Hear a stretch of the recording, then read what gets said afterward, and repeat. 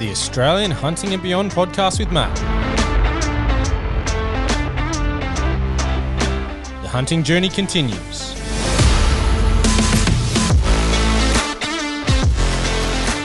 Let's get into it.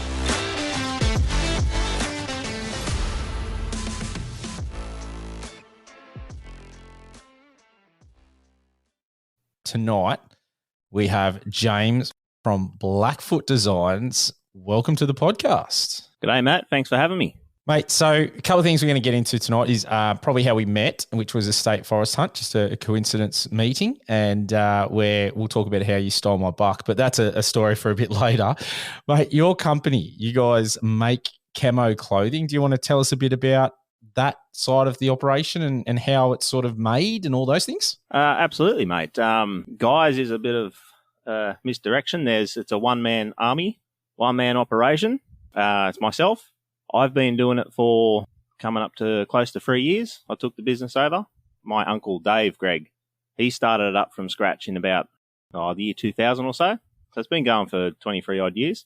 The whole ethos of Blackfoot Designs has always been functionality over widgets and gadgets on things, and built tough and built for Australian conditions. When he started up, he had nothing. He had no sewing knowledge or anything like that. He started up from scratch. He designed his own clothing patterns. The camouflage pattern itself is our pattern. And he sort of over a few years got it all up and running and made a name for himself. And it's been a very popular with people that know it. It's very popular and well loved. Our niche also is cotton. So a bit by the wayside these days, the cotton, but it is still definitely a material that is liked by a lot of Australian hunters for a lot of our Australian climate, because generally Australia is a dry, arid continent, so it's not kind of the thing you're going to take to New Zealand hunting tar up in the top of the mountains. But, if you're not going to be expecting to be really cold and wet all the time, like it does a good job in the majority of Australian hunting conditions. Basically, it's all handmade to order. So I'll take orders from phone calls, emails, or even these days, social media pages. I've got an Instagram and Facebook page that people often message me through.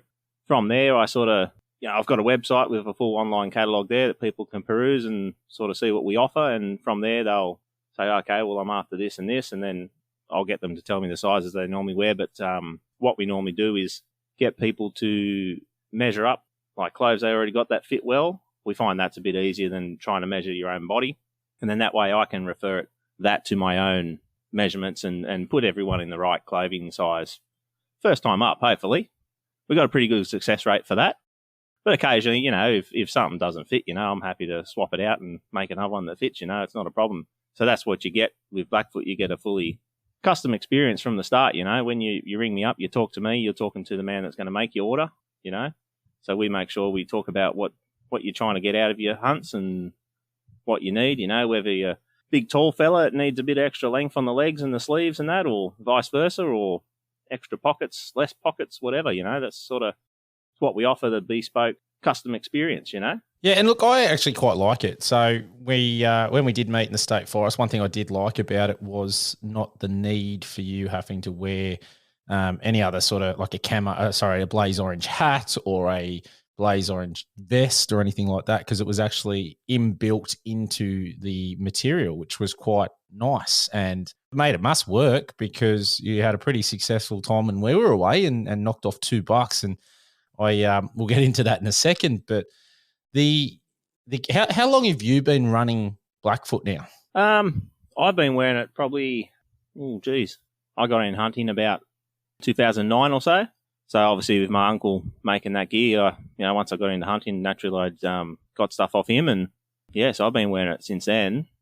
I've got some stuff that, about 2009. So getting about 14 years old, and it's still serviceable now. That's one thing, like our material's a good solid cotton drill that, it shrugs off burrs, blackberries, all that kind of stuff. It's real hard wearing. So you get a lot of value out of it. In fact, I had a customer ring up for another pair of pants, and he'd had them since Dave started. So, and they were still going. He only wanted another set in a plain colour because he was going to Africa, and the particular country, they're not real keen on camo. So, mate, I think that's the thing. Like they are, they are a sturdy make. I obviously saw yours when we were away together, and camo fascinates me because there's so many varieties out there, and there's just so much different information on what the deer can see.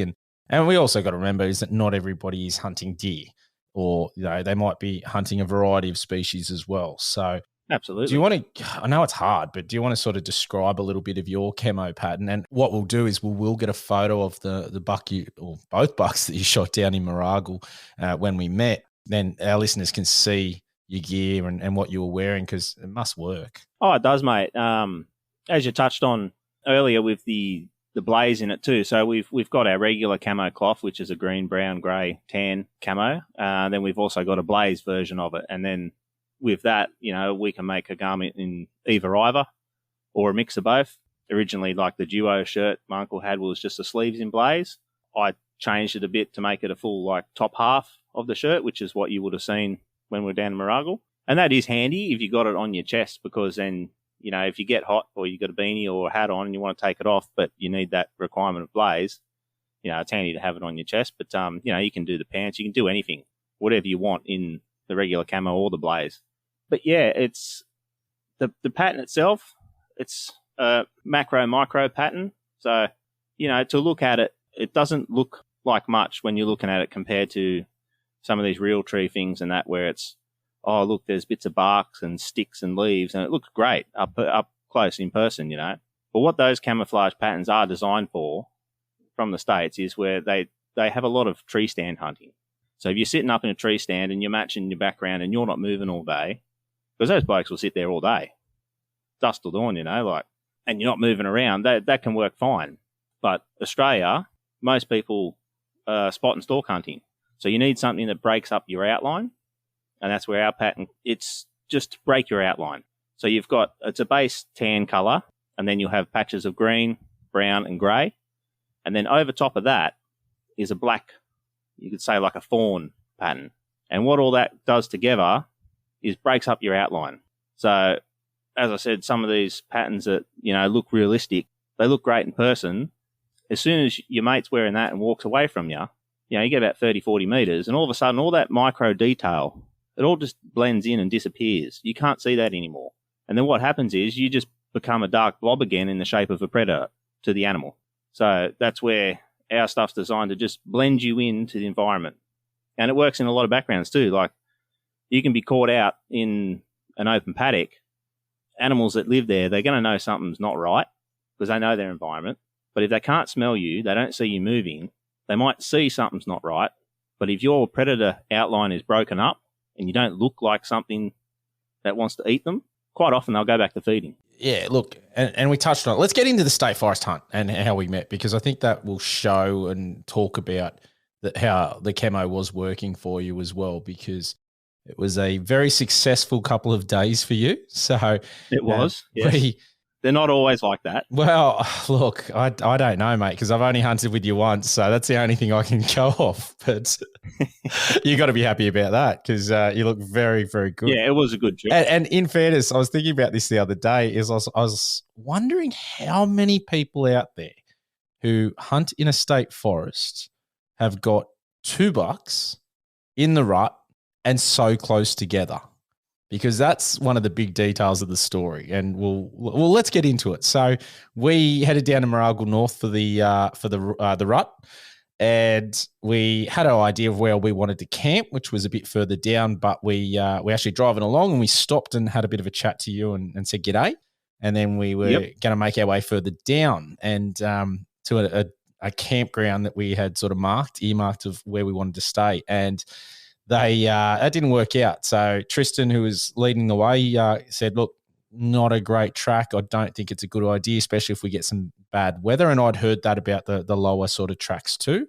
So we came back up and had a bit of a chat with yourself and said, can we share camp? And obviously being a good fella, you said no worries at all. And initially I told Tristan, I said, I don't know if there's enough room here, mate. And I looked around to the big paddock we were in.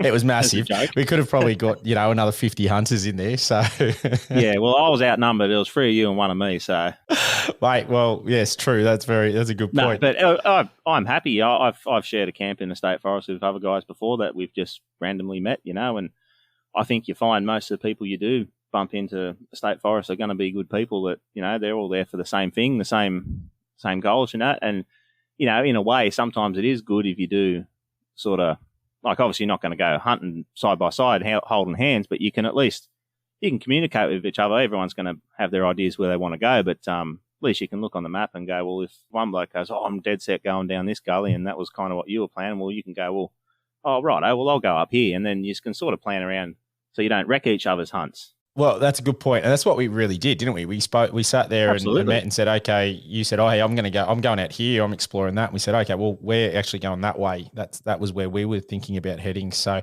we all knew where each other were, but not interfering with each other too. So that worked out pretty damn good in my opinion. Yep. So pitched camp and whatnot. We were there, which was great. So we went out for an Arvo hunt, and you went in your direction that we talked about, and we went back towards the main road and sort of up a little bit in elevation.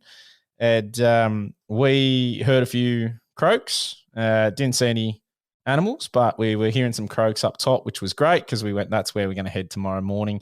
How'd your afternoon pan out? Okay, so being as the first afternoon, got down there, we didn't have heaps of time, so I thought, well, I'm not going to drive somewhere and go on a big adventure, I might just go from camp and drop down this little gully and stay up kind of high, looking down at the creek, and just poke along nice and slow and see if I can pick something up, So I was doing that for a bit, just going real slow. It's kind of thick in that section, so it's real take a step or two, glass. And it's amazing, you're taking another couple of steps. It's not very far you've travelled, but you've opened up all this other area that you couldn't see before. But it's still only another little slice, So I was just doing that. And sun was sort of getting down low, and I heard some croaks in the distance further down the gully. So I'm like, ooh, okay, it could be on here.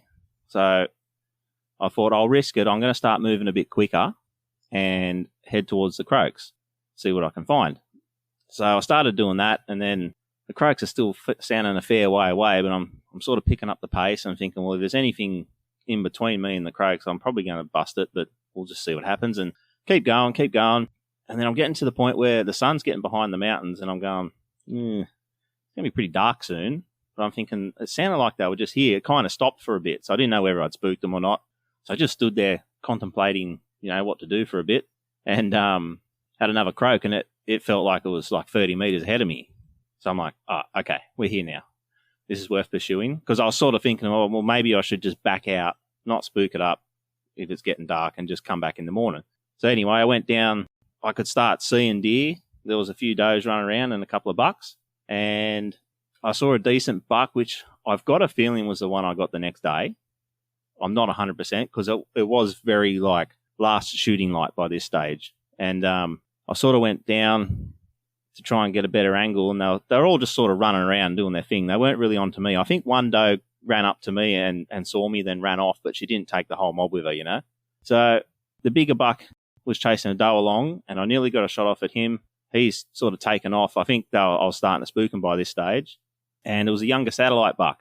I could hear him. He was about 30 metres away from me, and I could hear him. And I think he knew something was there. He was stomping the ground with his feet. And the stomping was like getting closer. And I thought, I reckon he's travelling sort of towards me and to the left a bit. He'll come out of these bushes very shortly.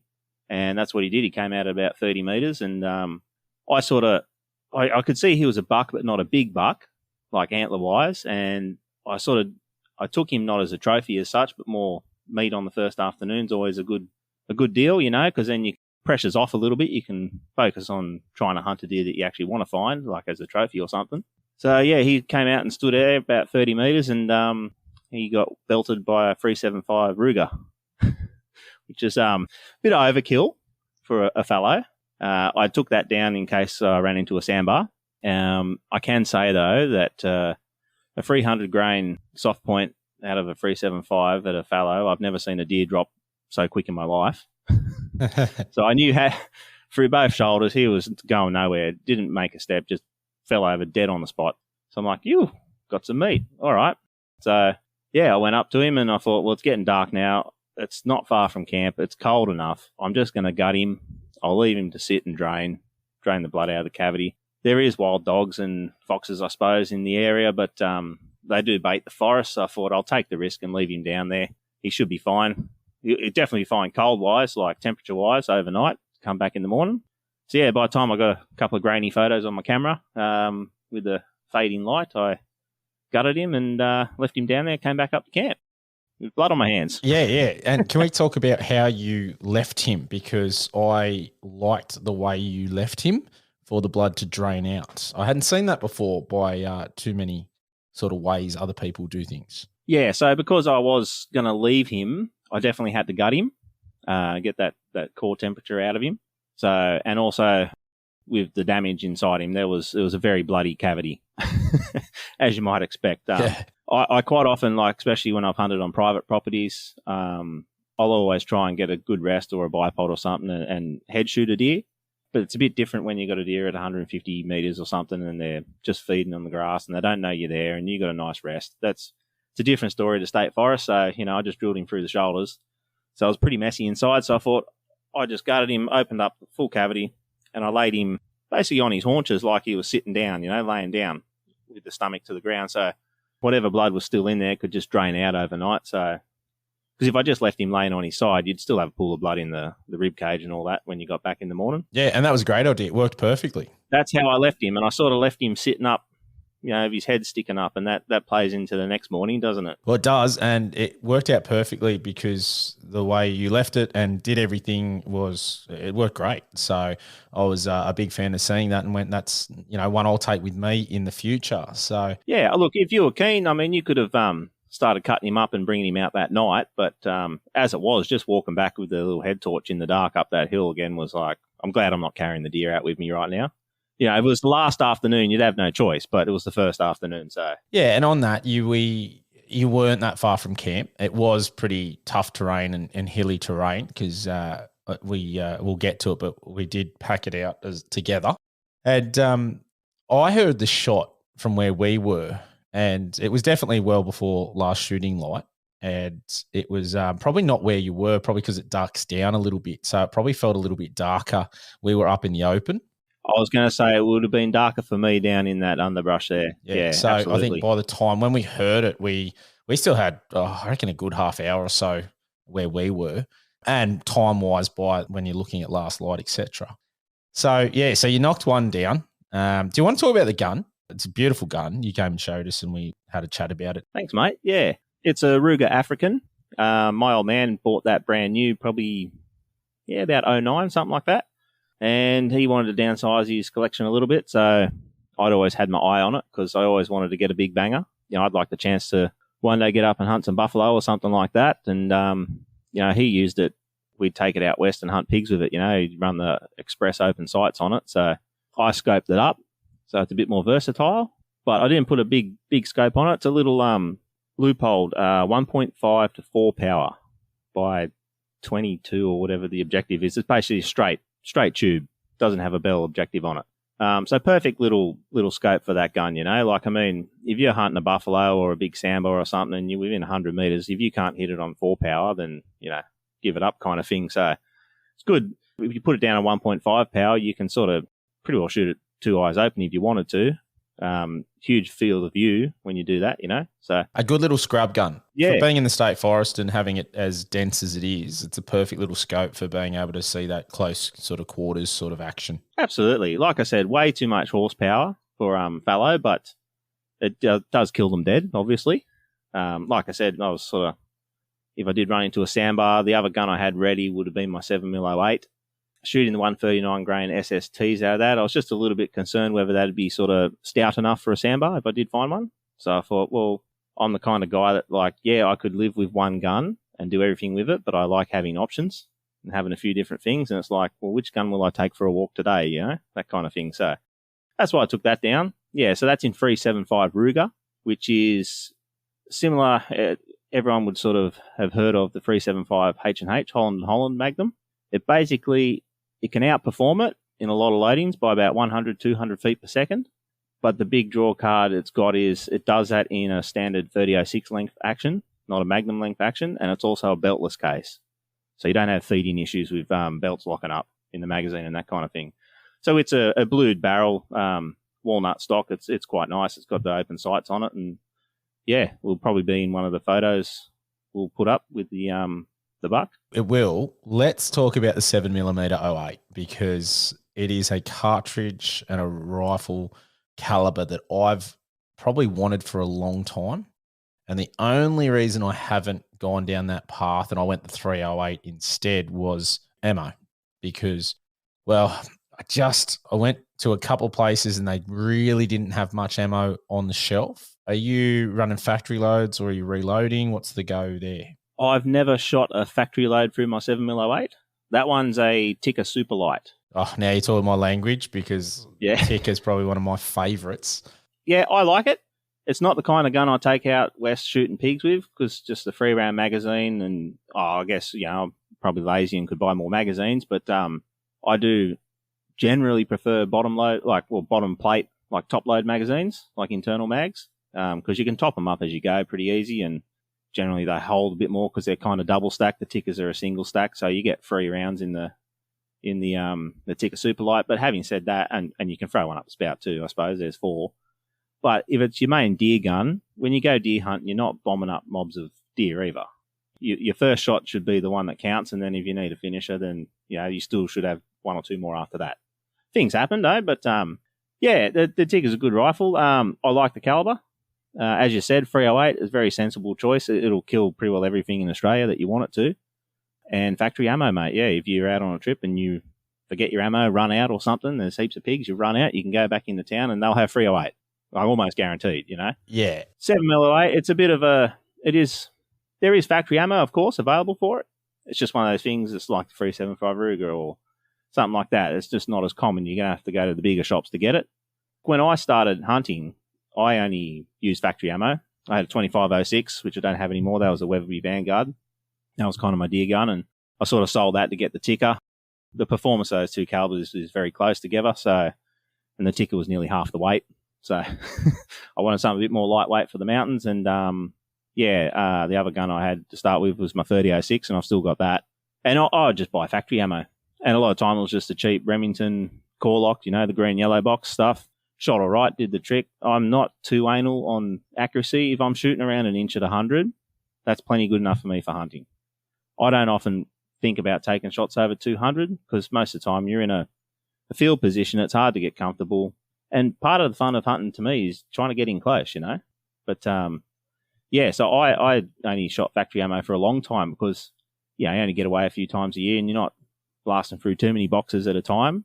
Except when you go to the range, maybe. That's another thing I do like going to the range and making sure your rifle's spot on. It gives you a lot of confidence when you do hit the bush, especially confidence if you're going to take a headshot or something like that. But I hate wasting good ammo at the range. So, I heard you saying the other day you fired off 50 rounds. I'm like, well, I'd never shot that much at the range. I'm sighting a gun in from fresh, like it'll be bore-sighted, then I'll check it at 50, get it sort of inch or whatever high at 50, and then get it about an inch high at 100 and do a few groups. And if it's on the money where I want it and it's grouping okay, I'm done. And I'll just test them from time to time because, occasionally they do go out. I did one time I was out west pig hunting, and over night time I go out spotlighting by myself and did a 2506, and I kept missing all these foxes. And some of them were just gimmies. Like I whistled one and it ran right up to me, put the light on it. It was sitting like a dog at 60 meters or something. And I've aimed for its head and it's just run off. I'm like, what the hell's going on? I must have missed about 4 or 5 foxes. Next day, I think something's not right here. I took it out, put up a target, and it was shooting about 4 inches high just because I'd been hunting a lot with it. Hadn't checked it for a while, hadn't taken it to the range, whether it's taken a knock or it's just, environmental stuff over seasons and moisture and all that kind of stuff. Who knows? But, back to the reloading. Like I said, I didn't find the need to get into reloading initially. Obviously, everyone sort of knows you can get a lot more accuracy, and it's a bit of another hobby in itself when you do get into it. And if you enjoy the technical side of things, and I'm a fitter machinist by trade, so I'm used to machining things on a mill or a lathe to 0.01 of a millimeter. So that's my jam, reloading thousands off of an inch off the lands and all that kind of stuff. That's all language I speak, But yeah, it was when I got into pistol shooting. That's where you shoot a lot of rounds of centerfire, like 9mm. basically one match is 50 to 60 rounds, and you might shoot 2 a weekend on a Sunday or something, and there's 120 rounds. If you're buying factory ammo, and if you want to go do that every weekend, which I was for a while, it's a costly exercise. You can't afford that. That's just silly. It just gets silly. And handgun ammo is not super prevalent in the shops either. They'll have a little bit on hand, but if you go in there asking for 500, they'll have to get it in for you generally, unless it's a bigger shop like in Sydney or something maybe. So that's where I started getting in the reloading path. I spent probably about $1,200 on a setup, and it's got like a 6-head turret, so you can put like 6 dies in it and just index them around as you need them, which is handy for pistol calibers because straight walls you need 3 dies. So I had all my 9mm and all my 357 all set up in there, so you go through your stages and load them all up. So once I had the loading gear, I had the full set. I got the little lathe for case trimming, digital scales, it all came with it, Then I thought, okay, well now, because I'd always kept my brass, and I remember on your last episode you're saying like, or was it the other fella saying you sort of threw them away, Nah, that was me. What an idiot. That was you, yeah. I never really seriously thought, I definitely got to keep my brass because I will reload, but I didn't like leaving it in the bush to start with, and then when I come home, I just didn't throw it in the bin. So I did have all this stuff left over, once fired brass. So it's just a matter of buying dies then, and the right powders, and then you projectiles, and so I got the full setup now, tumbler and all the stuff, cleaned it all up and reload. So like I said, when I bought 7mm08, it's never had a factory round through it. Now, question on that, because you got rid of the Weatherby to go to the ticker. I have the Weatherby Vanguard Meat Eater Edition in the 308, and I'm considering moving it on to go back to a ticker because I really like the ticker. I like my 243, and that is a stainless light. Love it. It's Cerakoted as well. Do you have any regrets? No, because I've still got a Weatherby Vanguard. that one's in 22 to 50, and that's got a nice. It's quite heavy, this gun, but I think a lot of that's a stock. It's a standard sporter barrel. It's not a big bull barrel, but it shoots like stink. It's a good gun. But it's got I think it was the factory stock. I bought this one off my old man too when he went to a 204 Ruger. It's got a synthetic stock on it, but I think the stock itself's quite heavy. But it's not a gun I walk around with a lot. It's more of if I go spotlighting, or I do walk around with it, but it's I don't take a deer hunting walking up and down the hills with it. That one in particular is pretty heavy. The 2506 one I had, that was timber stock. That was a beautiful rifle, but it was still a bit on that heavy side. Again, I like the floor plate magazine, the internal mag. That'd be my preference. But you can't beat the ticker for their weight, and a lot more plastic on them too. You got plastic magazine, plastic bolt shrouds, trigger guards, all that kind of stuff. So it depends if that matters to you. I'm a bit more like I do like my steel and timber, but synthetic stocks and lightweight guns make a lot of sense too. So it's all personal preference, like I said, I've got sort of both types of rifles, and I use them whenever the need comes up, like whether it's the 22 to 50 or I go deer hunting. 7mm08, it's a perfect gun for shooting pigs and fallow, and it'll be fine on reds. I think Profty just shot that sandbar that he put a video up of. I think that's with his 7mm08. I'm pretty sure he was using the same pills I am, the 139 grain SSTs. And from my most recent hunt, I shot a fallow doe at about 80 meters with it, went through both shoulders and exited with a tiny little hole. So I think my thoughts on it being a bit frangible are probably not warranted. I think it'd be fine on a sandbar. That's going to get you at least halfway through a sandbar. If it's a pass through both shoulders on a fallow, you know what I mean? Yeah. All right, let's get back into it. So you've nailed the first buck. You've come back into camp that night. Yes, we're back to Maragal. Okay. Very happy. You were a happy man coming back into camp, and I was an excited man as well because I had never heard croaks before. So hearing croaks and multiple croaks, I was super excited. It was good. Yeah, there was a lot of croaking going on that first night. There. Yeah. And even when we were sleeping, they were just around us. You could hear them. Yeah, and closer to camp too.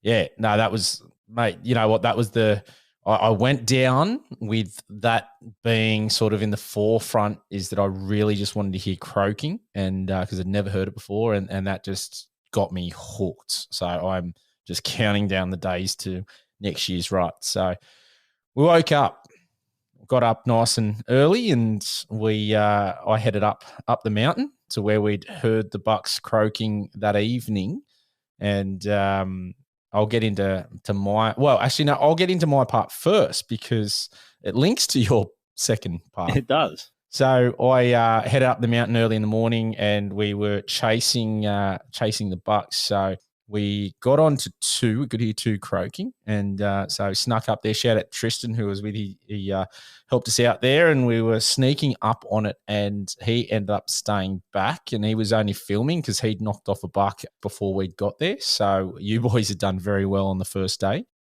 And so he basically put the rifle away and was filming away, and he's very good at that. So we started chasing this one buck, and we got to the point where probably about 50 meters away, and I creeped in on my own. So he sat back and whatnot. So I was creeping in, and I was getting closer and closer, but I could just hear this buck. 1 minute be on my left, and then the next minute be croaking on my right. And I just didn't know what was going on until I heard a twig snap, and then I was sort of, just behind this tree and seen three does and this buck come flying past me.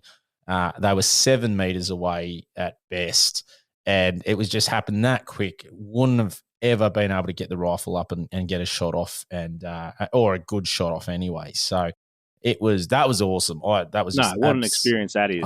It was so amazing. And then I tried to work out what the hell was going on, because I'm sitting there and these croaks seem further away. And I didn't realize, and Tristan told me afterwards, but basically he was chasing this doe, and this doe was running across an exclusion zone onto the other side, which was huntable. And there was a croaking buck over there. So he was trying to round her up and bring her back. So I was just like, they were all over the place, which, hey, I mean, that's hunting. But we were roughly about 3 Ks at least from where you were. And this was early morning. You had a bit of a sleep in because you said, hey, I've got my buck. I've got meat. That's right. No rush. He's not going anywhere. Exactly right. So you went, I'm going to chill out. So we lost the buck. Well, don't quote me the time. I think it was roughly about 9:30. All right. And then, well, let's get into your side of the story. Right. So, yeah, I still got out sort of kind of early. I went down the track a bit, and I wanted to go down to the buck and start getting him out back up to camp. And I wanted to sort of just go in a different way and just explore a bit of a different way coming in. My initial entry off the track into the bush was stopped pretty quick. It was impassable where I tried to get in. So I ended up walking back up the track towards camp and picking another. I went down a game trail that you could see going there, and wasn't too far off the path that I went in the afternoon before, but was definitely a different angle coming in.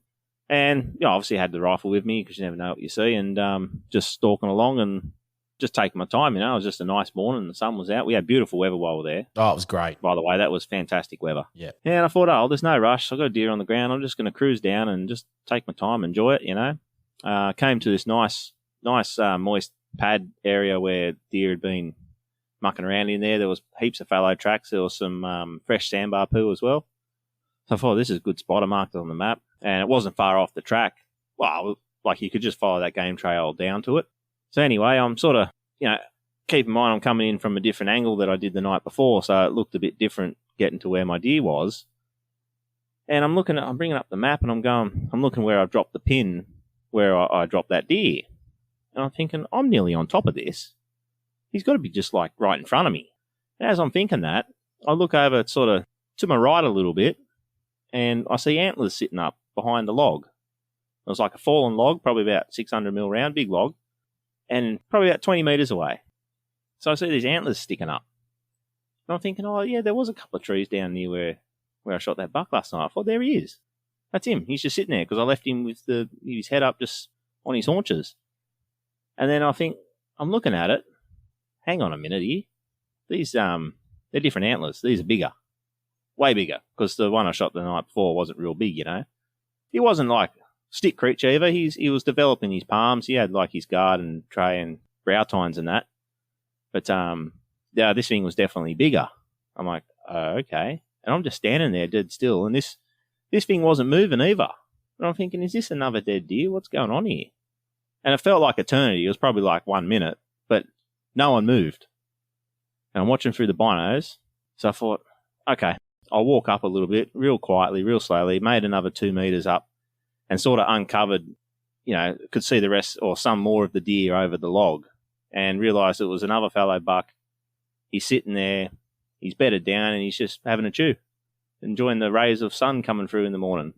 So I sort of, had to jump on him and I sort of weighed it up. I thought, well, he's not the biggest fallow buck I've shot, but having said that, I haven't shot one for a head for about 7 years. And I thought, well, I've driven all the way down here. I'm not going to waste the meat either. And I thought, well, bugger it, I'll take him. I've done the hard yards. I've got in close to him. And, so I give him a little bit of a skip noise. And he stood up. And, perfect broadside. And, at about 18 paces, I stepped it out after I shot him, hit him with the 375 Ruger like the other one. And, it was like he got hit by a Mack truck. I tell you what, poor bugger went down like a bag of spuds. And, all over Red Rover. And then this is the funny part because I didn't even get to see the first buck. I got distracted. So I'd shot this other thing. Thought, cool, nice bucks. Got a photo of it with the rifle on it. And that was the first photo. And that's how we worked out the time span. Anyway, I carry a little flexible bipod in my pack and I can put my phone on it for the photos. I would like to get a proper camera for better photos soon, especially after seeing the photos Tristan took. But, so I took some photos of it, and again, no rush. It's in the morning. It's not getting dark or anything. Can muck around, get some photos, start cutting this thing up. I thought, what I'll do, I kept his cape. I wanted to cape him out. So I caped him out, got the head, and I think the back straps too. I put them in my camel pack, and I walked them back up to camp. And you guys had turned back up by the time I got there, and I'm carrying this deer head on my back, So you guys are like, well, we heard another shot. So is that the deer from last night or is that a new one? I'm sort of giggling going, yeah, no, it's a new one, guys. Sorry. And like, oh, so did you see that? I said, no, I haven't. I got distracted. I shot this one. So my day's like done now. I've got 2 deer to get out of this gully. My trip's done really. Like, I don't have capacity to bring much home more than 2 deer. So, which was fine. I'm happy. Get some deer on the ground and just chill out, camp. But it was kind of funny because I know you hadn't got a deer yet, and I think one of the other fellas there hadn't, and we all sat down around your truck, and I said, I'll grab the head, because I thought, well, you guys haven't really seen him up close. I'll bring the cape and the head and antlers up so you can have a look and pick it up and feel it, and that kind of stuff. Anyway, it ends up sitting on the grass, but we're all sitting in a circle, and this thing's sitting in the middle of us. And while it's sitting there, you guys are telling me about the buck you saw that same morning that was running across the power lines and that. Little did anyone know, no one there knew, that buck sitting in front of us was the one you guys were chasing that morning. And we didn't figure this out until a week later. We'd all gone home. Well, and so this is where I want to go back to something first. This is where I alluded to at the start, going, I don't know how many people in a state forest have got 2 bucks so close together. So when well, that's the other funny part too, isn't the distance between them. We'll get that. So the buck we were chasing, he's covered 3 Ks to head to where you shot him. So, at some stage we could say you stole my buck, but we'll leave that one alone. That's fine. But if I knew you were chasing it, I would have left it alone. Mate, hey, public land, it's anybody's. So I'm glad you got him. That was a funny story within itself because Tristan, as you said, takes some bloody good photos and he put them up in a shared drive because there was the photos of you and the deer. That's right. I said, I'd love to get a hold of these photos. How do that? And he said, I'll upload them, give you a password or whatever, and you can get into and you can keep what you want then, Yep. Now, I can't even remember what happened, but I hadn't even looked at them and I get all these messages and I was getting them from you saying, I think I shot the buck you were chasing. And when you showed me the photo, you gave me a still of what Tristan had captured. And then they are obviously, it's unmistakable. It is exactly the same buck, which is crazy to think that he covered so much space because I think we worked it out. There was about a half an hour and in between 30 when to I 40 lost minutes, him. I think. Yeah. Because I timed it off the very first photo I took, I laid my gun over his antlers and that was when I first walked up to him. So I had the timestamp off that, which is about, I think, 2 minutes past 9, and you guys reckon you saw him about 20 past 8. Yeah, okay. That makes more sense. Yep. Yeah. Because we didn't get back to camp till 10:30. Yeah, that makes more sense. So he'd covered 3Ks, and we're talking some decent hilly terrain. So he motored to get back to that area for you to get him. And just timing too. Had I got up earlier and I was already playing with my first buck, I might have spooked him off or never seen him, Yeah, 100%. Sometimes timing it can work in your favour and sometimes not. Yep, I couldn't agree more. So we're back at camp. We had the conversation, and I'll get back to how far apart they were because I know the exact distance, and we'll tell you why in a second. You said, I'm going to head back down, and so Tristan and I came down to help you out. Yeah, lucky I ran into pack mules in the forest, eh? I know. Well, I thought, look, I'll take the opportunity to actually, put a couple of deer in the ridgeline pack and test it out because I haven't been able to get one. So I carry the legs out like a caveman. It's hard work doing it that way. I should get a pack. It was nice. Or build one. I don't know yet. The pack was nice. I'm not going to lie, but so we headed down. I think I was the only one that took a rifle, to be honest. I think you didn't have the rifle. Yeah, I left mine at camp because I'd already had the 2 deer, and I said if we do see something, I want you to shoot it anyway. Yep. And so I took the rifle, and we headed down for yours. Now, one thing I have told people in a previous podcast, and I've said it on here, one of my favorite bits of gear that I hunt with is my Axel GS Extreme 2.0s. And they are basically a hearing protection that amplifies the sound around you, or you don't have to amplify it. You can just have it at standard. But when you take a shot, it is just blocks out all the sound, keeps it at a good level for hearing. They're fantastic. Lightweight. Yeah, I've got similar noise cancelling or whatever you call them, earmuffs that I'd use at the pistol range. You can talk one amongst it, and then when the rounds start going off, it just deadens out for you. Exactly. And I have the same in the earmuffs, but for hunting in a state forest, I just found my head gets really hot and they're heavy. So whereas these ones, they're just little earbuds. So they're great. Like they're so good. And they weren't cheap when I bought them. They've dropped in price significantly now because they've got a new wireless sort of set. Which is even better, and they're individualized and there's no cord, and they look amazing.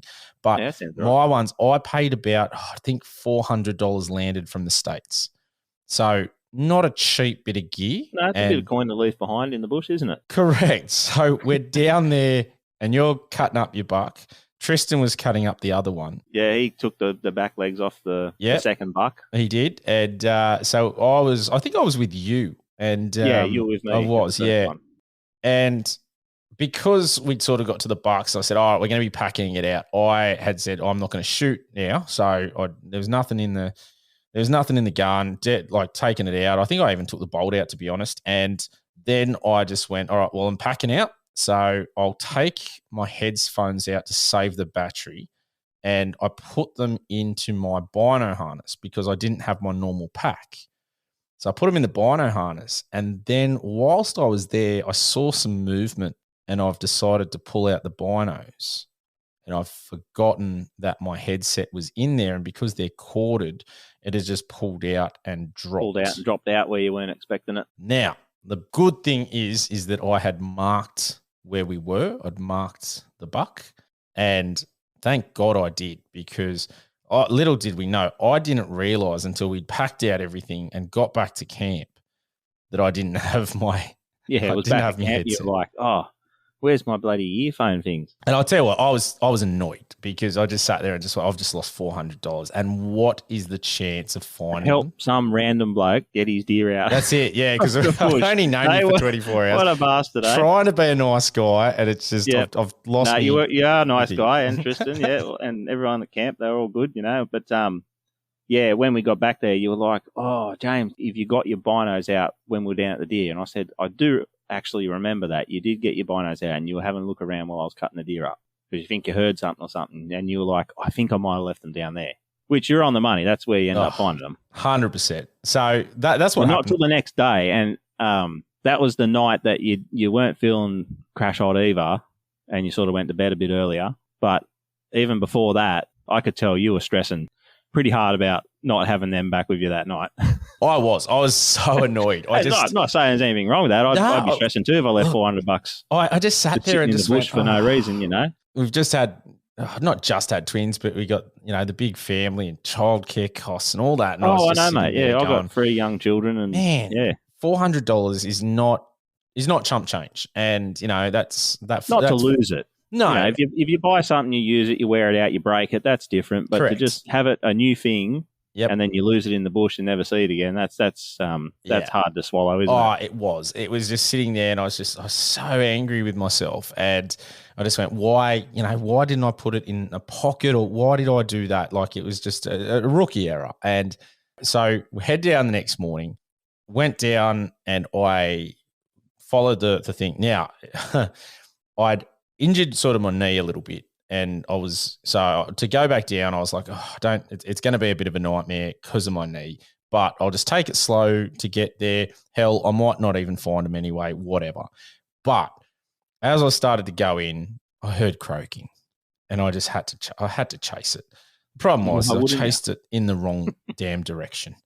And so I started trying to chase this thing. It was moving away from me as well. So I think I tried to chase it for about an hour, and then the croaking stopped, and I was no closer. I didn't know where it was, but I definitely put on a lot of extra space between me and where I thought my headphones were. And it was painful getting back there. I was running into damn blackberry. The blackberry patches I'd found, one was like 250 meters wide. So yeah, they can be pretty big and impenetrable, can't they? It was terrible. And on top of it being terrible, it was like just adding extra steps, which I could feel my knee just not being great. And I've had 2 ACL reconstructions done too. So it's never great when my knee's starting to play up. So kept going slow, whatnot. So I finally got there, and I found a buck. And it wasn't the right buck, but it was the buck that Tristan had been at. So obviously I had the GPS marker, and it was 29 meters. That was it. So from that was the distance between the 2 bucks I shot. Yeah. Yep, 29 meters. And that's what I was alluding to. I don't know how many people out there have been successful in getting 2 bucks within 24 hours and shooting both within 29 meters of each other. I think that's got to be up there with some sort of record. And both the shots were under 30 meters too. It was, pretty good fun. Yeah, well, look, I'll give myself that. As you said, bit of timing, bit of luck. And it can be, mate, the week beforehand, I was in a northern, up around the Nundle area forest, Nundle Forest in particular, and I got a doe the week before I came down and saw you guys. And so I already had a bit of meat in the fridge as well. But, so within that fortnight, I got 3 deer to bring home. Got all the meat, all the salvageable meat I could bring home, and a couple of sets of antlers to decorate the house with. And I'm running out of room in the studio, so they're going to have to start going inside somewhere. And the missus is not real happy until she's got one on the wall, so... Have to get her out. Yes. Well, she's got 243 as well. You said you got 243? Yeah, mate. Yeah, I've got the ticker in that. Good little gun. Got to get her out. It's just hard with 3 little kids, But Yep. She's a good shot up at the range.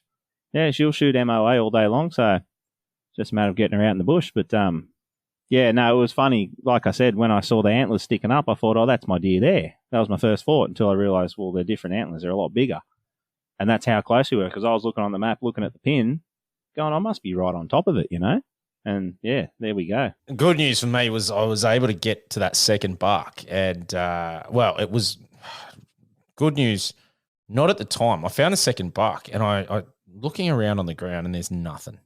And then that was just making me more angry. And then on top of that, I was in a bit of pain with the knee. So then I decided I'd start walking in a spiral, and I just started at the buck and just started doing these small little circles around trying to go. And I ended up finding it on this weed that was growing up, and it was dangled over like a damn Christmas ornament and right against the stem. I still have no idea how I saw the little black cord, but geez, just spotted it and Yeah. Oh man, it was. I'm so glad I did. So it was. Look, it was a bit of a journey to walk in there, but got it back. So I was much happier in being able to do that. So, mate, yes, it was. Geez, I mean, shooting them within 29 meters. That's so insane in a state forest. $2 in the rut. Man, it was cool. Like, I'm not going to lie, being able to go down, see both bucks. Tristan got a great few photos of yourself, which we'll definitely get up for people to see on the socials. So yeah, check out the Facebook and the Instagram. But that was that, and that's how we met. That was a really good, memorable story of how we met, and obviously we've kept in touch and whatnot. So mate, it's been pretty good, and I think you went for a trout fish on the way home too. So you had a great couple of days. I did. I ended up for about 15 minutes. I sort of had to hit the road. It's about a 5.5, 6 hour trip for me. So yeah, it's always when the trip's over, it's kind of, I can get carried away fishing. So, I just stopped at the Tumut River on the way through just for a quick flick. I think I picked one little undersized fella on a soft plastic, but I always like to, I enjoy my trout fishing probably as much as my hunting.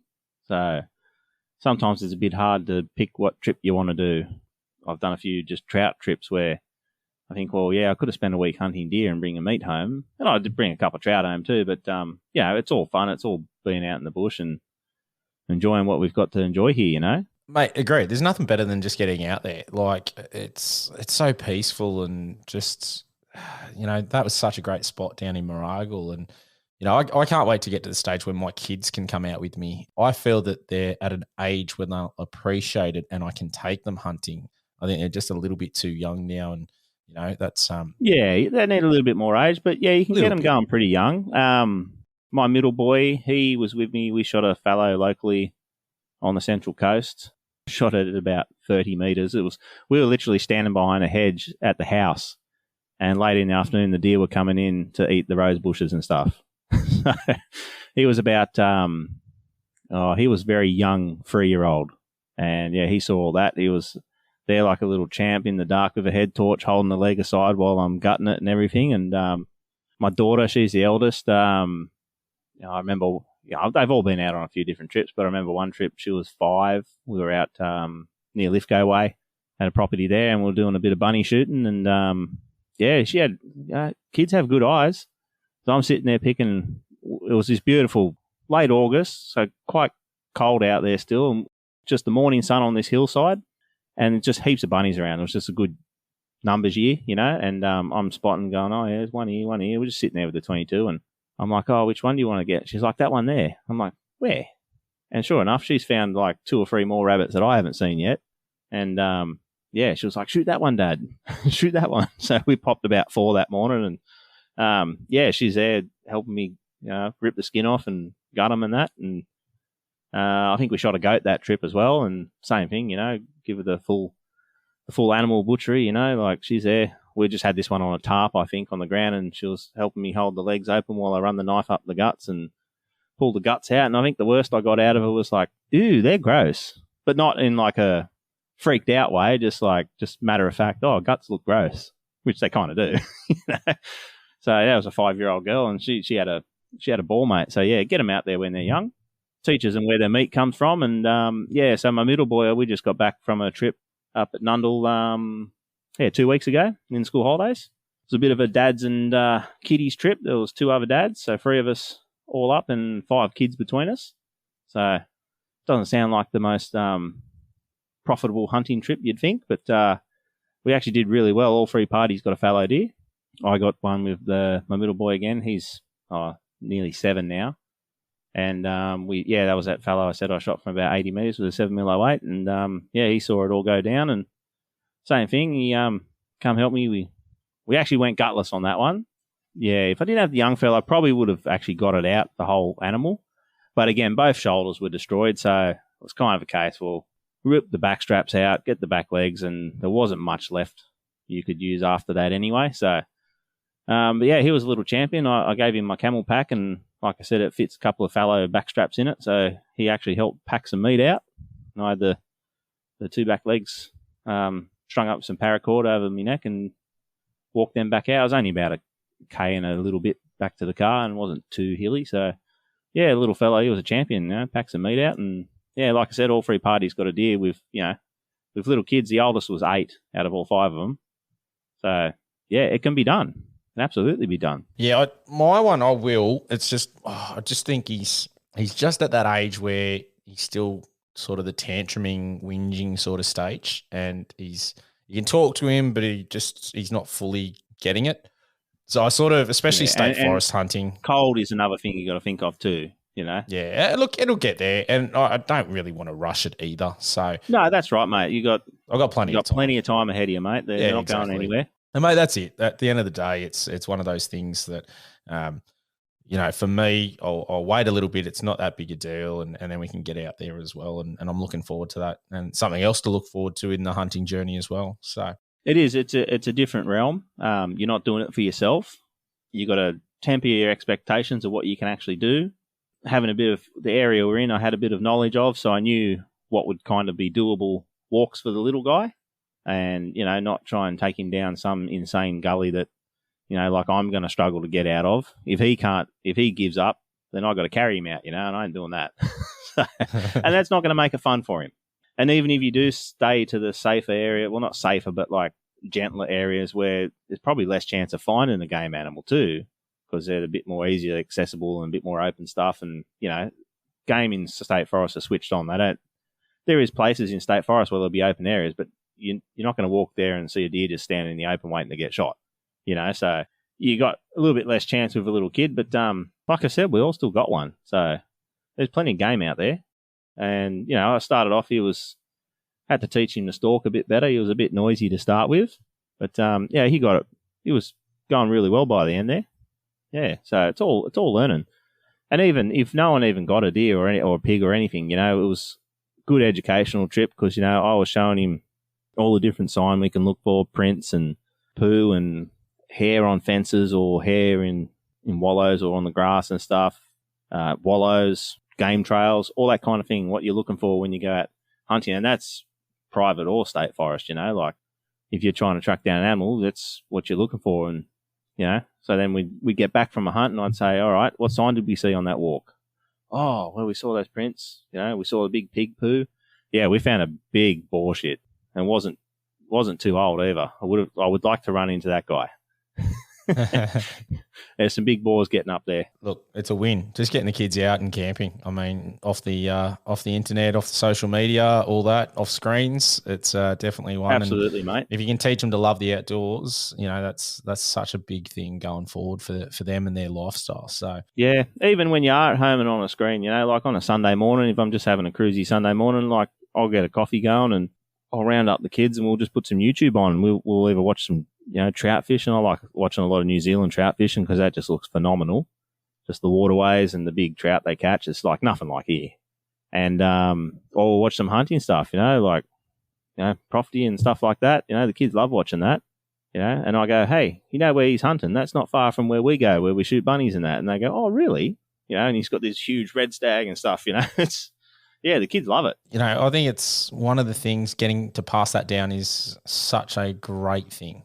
And, you know, I didn't get to experience that with my old man because, you know, he wasn't into hunting. So as a first generation hunter, I sort of sit there and go, that's something else that excites me about it. So, yeah, I'm looking really forward to that. Yeah, it's very rewarding passing those skills on. And it's life skills. And it's even stuff that's not directly hunting related, you know, like the boys there when we were camping, like the other fella's son that's the same age as my fella, like he just loves when they got the campfire going, he's got to build his own little cooking fire.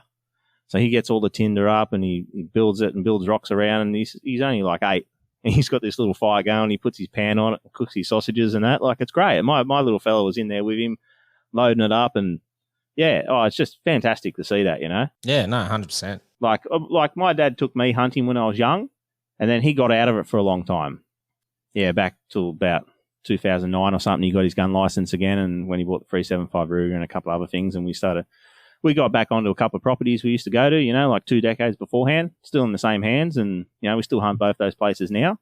And, yeah, that was great. My uncle, who found a Blackfoot, like he'd never got out of it. He was hunting his whole life, you know, so then the properties we got onto with Dad, we got one out west where we hunt pigs, and then the one out near Lithgow where it's bunnies and foxes and that. But then my Uncle Dave got me onto deer hunting, and then that was just a total different world, you know. We used to hunt on a property that bordered South Mooragle Forest, and anyone knows that, like, that's the Ballot Forest. That's the one that's full of deer.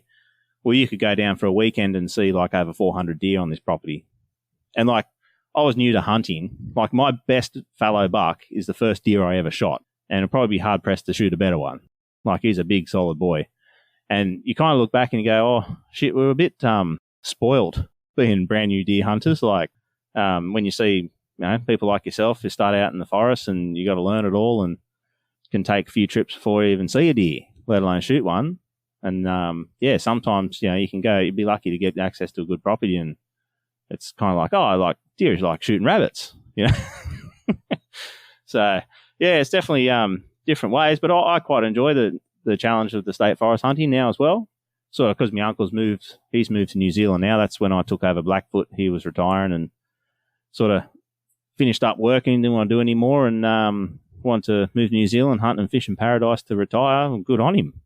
That's where I sort of offered to take over the business, and he goes, well, you've got a lot to learn. So it was a bit to take up and learn, but that's all up and running now, obviously. And but now he's not there, don't have as much access down there. So I just sort of hit the state forest because it's easy, it's good in a way. You don't have to, like check with the cocky, is anyone else going to be there this weekend or whatever, or, if you got your spot, you book it, you have your permission on your phone, you got your map, you just turn up and do what you do.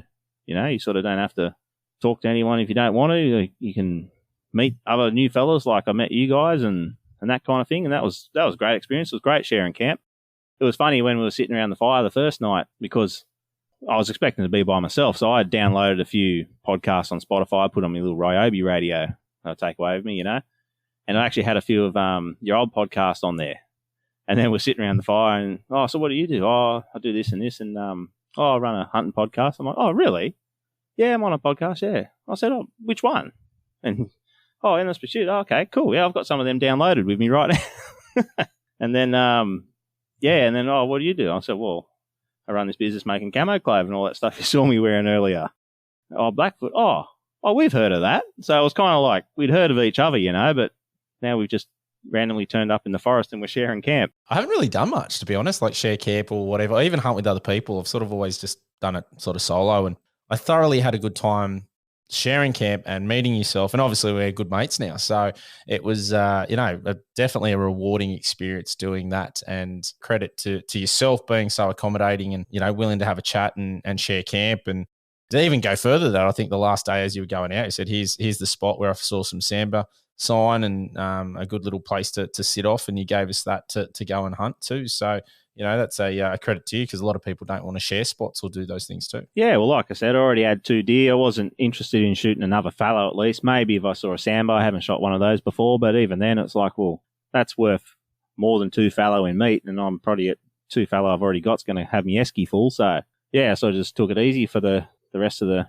last day and a half or so, but I'd have been happy. Yeah, if I had more spots, I'd let you know and go, I'd hope you go down and get something, because, it's public land. It's for everyone.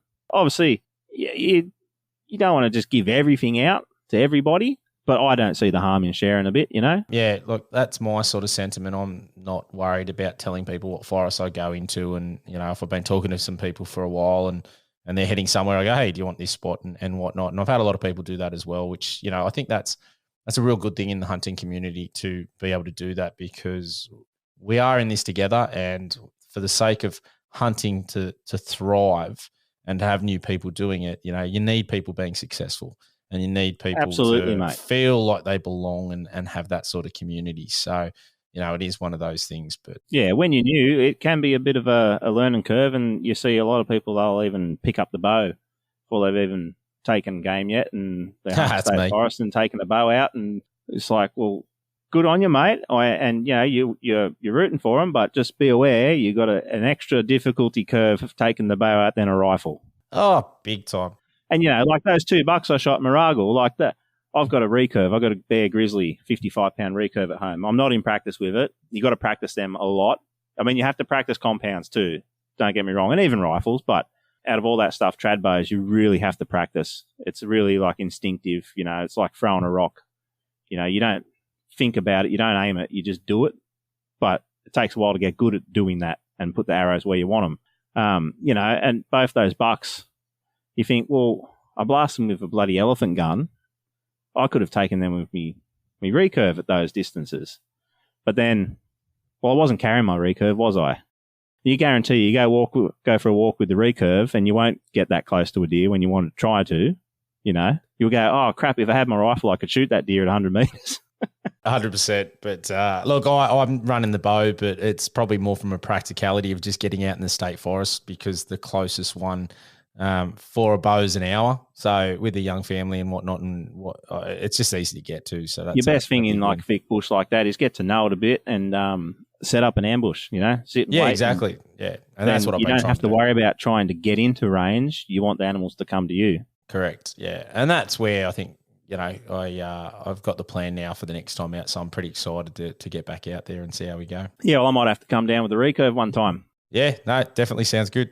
All right, mates. Well, look, it's been a good one. I'm glad you're coming on, and I look forward to getting you on again and having a chat. So, listeners, if you haven't checked out Blackfoot Designs, get over, have a look at their gear. You will see it on our Facebook and our Instagram. So, have a look there. Check it out. It's good gear. Give him a like and subscribe. So, James, mate, really appreciate you coming on and having a chat tonight. No, thanks for having me, Matt. Much appreciated. And, yeah, looking forward to the next one, buddy. Sounds good to me. And looking forward to sharing camp again. We'll have to get out and see if we can knock some more deer over. Mate, 100%. Sounds good to me. Awesome. All right, listeners. Bye for now. If you have a topic, guest, question, or any gear that you want to hear about on the podcast, shoot us an email. AustralianHuntingandBeyond@gmail.com. Alternatively, find us on Facebook, Instagram, and Twitter. All the links are in the show notes. If you haven't already, make sure you give us a review and subscribe to our podcast on whatever platform you're listening on. Thanks for joining us, and we'll catch you next time.